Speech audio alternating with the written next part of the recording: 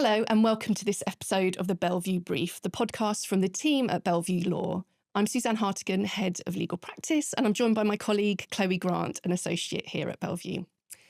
This episode is going to form part of our 10-minute podcast series where we share practical insights into the key provisions of the Employment Rights Act 2025, and importantly, what they really mean in practice, these changes for business and HR leaders. Today, Chloe and I are going to turn our attention to some important family-friendly reforms and also enhanced dismissal protections for pregnant women and new mothers. It's quite a moving area of the Employment Rights Act with the results of consultations and regulations expected. So it's worth me just flagging that we're recording this podcast at the end of January 2026, as things may shift between now and when you hear us speak. Thanks, Susanne. And today, what we're going to be covering is day one, paternity and parental leave rights, new bereavement leave provisions, and enhanced pregnancy dismissal protections too. For each of those topics, we'll briefly look at, what the current position is, what's changing, when we expect those changes to come in, and crucially, what employers should be doing now to try and get ahead and prepare. Brilliant. Thanks, Chloe. So let's start with paternity leave and unpaid parental leave. Can you give us a bit of a lowdown as to where we are currently before these reforms come into play? Absolutely. And at the moment, employees can only take statutory paternity leave if they've been continuously employed for at least 26 weeks by the end of what's known as the qualifying week, which is just a legal or an HR way of saying the 15th week before the baby is due to be born. It's always a bit of a tongue twister, that one. Sure. And what's happening where are we now currently with unpaid parental leave? Well, that is actually quite different because that currently requires a full year's service. But the key similarity between the two is that there's quite a delay before parents can access either of those rights. And that's about to change under the reforms under the Employment Rights Act, isn't it, Chloe? So could you run us through some of those reforms? Of course, you're right. They are changing, and those changes are going to be quite substantial. Paternity leave, for example, is going to become a day one right, which means that eligible employees will be entitled to 2 weeks paternity leave from the very first day of their employment, rather than having to wait 6 months for that entitlement to kick in. And there's also, as I understand it, a procedural flexibility change too. So could you just take us through that aspect as well? Well, looking at that procedural aspect, employees are soon going to be able to take paternity leave and paternity pay after they've taken shared parental leave and parental pay already. And that isn't actually allowed now. They can't do that under the current rules. So it's quite a big shift, and hopefully should give families far more choice in how they structure their leave, and hopefully more flexibility, as you say. Great. And what's happening with unpaid parental leave under the Employment Rights Act? Well, interestingly, that's also going to become a day one right. Parents will, as they do now, be still entitled to up to 18 weeks leave per child, up to that child's 18th birthday. But crucially, they won't need any qualifying service to access the leave entitlement. And when is this all expected to come into force? Soon, basically. April 2026 is the date for the diary. So, we're really talking about something that's not very far away. And the impact's going to be felt immediately, we think. For example, the government estimates that around 32,000 additional fathers each year will straight away be able to access paternity leave as a result of the changes. And I think actually, if we look at the broader picture, the shift to granting both paternity and unpaid parental leave as a day one right will bring those entitlements in line with other established family leave policies like maternity and adoption leave, for example. And removing the qualifying period for these sorts of leave will give parents a bit of flexibility back. Again, I think, it'll mean they can change jobs, for example, without losing essential leave requirements that they've built up, something that might have held people back in the past. Okay, brilliant. So let's move on to another reform, a family-friendly reform, and that's bereavement leave. And it's another area where the Employment Rights Act is going to bring significant changes. Yes. And I suggest perhaps after we've covered this reform and got the legal detail out of the way, we can perhaps take a pause and look at the practical steps that employers and their HR teams can be doing to get ready for the changes. So can you take us, Chloe, through the current position on bereavement leave before these changes come into play? Of course. Well, currently, we've got something called statutory parental bereavement leave. Bit of a mouthful. I Yeah. always have to take time to say that. And that type of leave only applies where someone loses a child under the age of 18 or sadly experiences a stillbirth after 24 weeks of pregnancy. In those circumstances, employees will be entitled to 2 weeks leave with pay, but only if they meet certain eligibility criteria. Okay. And what's changing with the Employment Rights Act? So the ERA replaces that concept of parental bereavement leave with a new, broader concept that's just called bereavement leave. And this leave will apply to a wider group of people based on their relationship with the person who's died.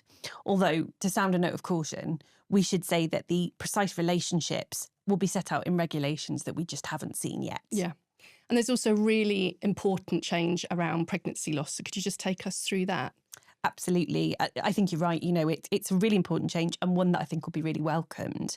And what that means is bereavement leave will become a day one right, as we've said, but it will explicitly cover pregnancy loss before 24 weeks for the very first time. And that will include miscarriage, ectopic pregnancy, and unsuccessful IVF embryo transfers too. Yeah, and as you said, this was a really welcome and compassionate reform that's coming in. And I think it acknowledges the profound grief that people feel if they suffer from an early pregnancy loss. So just in terms of duration and pay, what should employers expect on that front? Where a child under 18 has died, the 2-week entitlement will remain and statutory parental bereavement pay will still apply. Currently, I think that's around £187 per week, rising to about £194 from April of this year. But for other types of bereavement, including early pregnancy loss, as we've talked about, we expect at least 1 week's unpaid leave. And that word unpaid is key here, unfortunately, because perhaps surprisingly, there are no proposals to extend statutory bereavement pay to cover these wider categories. That really does feel like a missed opportunity. And it may well be that employers choose to offer this as paid under their own policies, especially in what's an incredibly difficult and stressful time for their employees. They may want to be seen as being supportive and compassionate and give them that contractual pay. So overall, putting the lack of pay to one side for this new aspect of bereavement leave, which is arguably quite a big missing piece, these changes, like you say, have been widely welcomed as long overdue. So in the past, people who faced losses had to rely on quite often a mix of taking sick leave or their own annual leave. I think it's also worth mentioning there will be legal protections for those who take bereavement leave. We do already have those under the existing parental leave framework. So it'll be the right, for example, not to suffer detriment and protection against unfair dismissal. So bringing this topic towards a close, Chloe, is there anything else we should flag to our listeners? Well, I think just zooming out a bit, it's probably worth saying, Susanne, that even the government has acknowledged the current systems for parental leave and carers leave just aren't working effectively. So for that reason, the government has committed to conducting a full review of existing entitlements. But at the moment, details are very much up in the air. Yeah, my understanding is with that review, again, it's been a widely welcomed towards modernising the parental leave system, but campaigners have pressed for that reform to be a meaningful overhaul. So just in terms of the changes we do know, bereavement leave, we're looking at 2027 for this to be introduced. But is there anything employers, like practical steps, employers can be doing now? Because I'm sure 2027 will come around quickly. Yes, I think you're absolutely right. It is going to barrel towards us. So there are absolutely practical steps employers can be taking now to get ahead. And those might include fairly common sense things, like auditing family-friendly policies to see where updates might be required.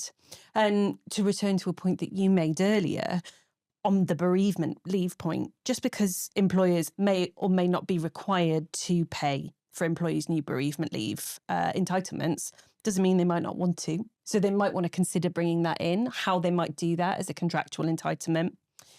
It's probably also a really good time to make sure anyone handling leave requests of this kind, especially relating to bereaved employees and the sensitivities there, is aware of the changes that are coming and has the right training and support in place to be able to do so. Yeah, I absolutely agree with that. And I think it's also worth mentioning that whilst somewhat dated, ACAS produced a really helpful guidance on handling bereavement leave in the workplace. It's a 2022 guidance note, and I think it still remains a really useful resource for employers. So it contains examples of how to support employees who are facing bereavement, how to help them to return to work. And it also has a list of charities you could support charities you could refer your employees to if needs be. Right, so that's the end of that topic. We're going to move on to look at our final topic, which is enhanced pregnancy and new mother protections that are contained in the Employment Rights Act. So the government has made it clear on the journey of the Employment Rights Bill, as it was known, that pregnancy and maternity discrimination is still far too common, and many expectant and new mothers continue to experience unfair treatment in the workplace. Now, Chloe, can you give us a quick snapshot of where things stand right now? I do know, especially as advisors, the pregnancy and maternity discrimination framework can be inherently complex. I'm asking you a big task here, but can you just give us a quick summary of what protections we have already at the moment? Well, I will do my best, Susanne, because as you say, it's quite the patchwork that advisors and HR professionals are working within. But at present, we have existing protections in place from dismissal, detriment or discrimination because of pregnancy or childbirth or someone taking maternity leave. Since April 2024, there have also been enhanced redundancy protections brought in, which apply during pregnancy and after maternity leave as well. Even so, and those protections that we've mentioned notwithstanding, it's worth flagging that employers can still dismiss a pregnant woman or a new mother lawfully, so long as the reason is not connected in any way with her pregnancy or her maternity leave. I think sometimes there are some myths or uncertainty about that. But naturally, such dismissals or exit discussions will need to be handled with extreme care and sensitivity. Yeah, of course. And under the Employment Rights Act, the change that is proposed is that it's going to be unlawful to dismiss a pregnant woman or those on maternity leave or those who've recently returned to work for a period of at least 6 months after their return. And that's regardless of the reason. But there'll be exceptions, in specific circumstances. And this is what this consultation has looked at. What are these specific circumstances going to be? Chloe, can you just give us a brief outline of that consultation that's being published? Absolutely. And I should say it's hot off the presses because it's only very recently closed. So the consultation was published in October 2024, but it has just now closed down as of the 15th of January this year, 2026. And what it explored were issues like when those protections that we've talked about for pregnant women and new mothers should start and end, which dismissal reasons should still be allowed to be used, and whether other types of leave, for example, adoption leave or shared parental leave, should also be covered as well. Interestingly, it also looked at how to avoid unintended consequences. For example, how employers might become a bit more hesitant to take on women of childbearing age in the first place. Yeah, which would defeat the whole purpose of this reform aspect of the Employment Rights Act.